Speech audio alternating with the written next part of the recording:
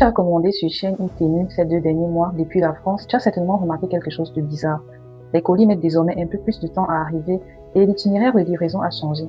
Ça n'a rien d'un hasard. Depuis le 1er mars 2026, la France a instauré une taxe de 2 € sur les petits colis commandés en dehors de l'Union européenne. L'objectif est de protéger les commerçants locaux. Mais on sait tous, cette taxe vise en particulier la Chine avec des applications telles que AliExpress, Shein ou Temu. La réaction des entreprises chinoises a été très impressionnante. Les colis Temu atterrissent désormais à Liège en Belgique où cette taxe n'est pas appliquée et ils sont ensuite expédiés par route en petits colis. Dans le cas de Shein, un entrepôt géant a été construit en Pologne pour recevoir les colis en gros et les redispatcher ensuite en petits colis par route également. Mais la vraie question, c'est d'où vient la force de la Chine pour que les entreprises chinoises intimident à ce point les marchés européens.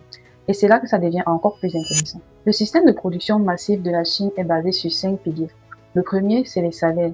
Un ouvrier dans une usine de textile en Chine coûte entre 3 et 8 € l'heure selon la région. En France, le salaire est de 44 €.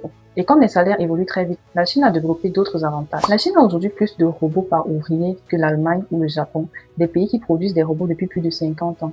Et la France dans tout ça, elle est classée 19e mondiale, soit presque 3 fois moins automatisée que la Chine. Un autre aspect, la Chine a mis en place ce qu'on appelle des clusters industriels.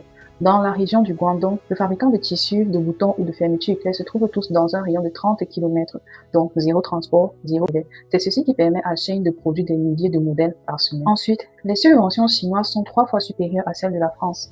On parle là de prêts bonifiés, de terrains offerts ou d'électricité bradée. Entre 2009 et 2022, la Chine a mis en place plus de 5400 politiques de subventions, soit les 2/3 de ce que les pays riches ont fait dans le monde. Et un point tout aussi important, la Chine pratique ce qu'on appelle du dumping monétaire.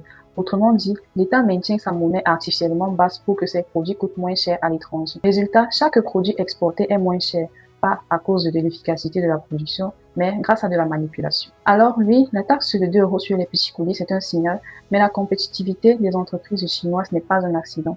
Il s'agit d'un système qui est construit, assumé et financé depuis maintenant 40 ans. On ne répond pas avec un sparadrap à une machine de guerre économique.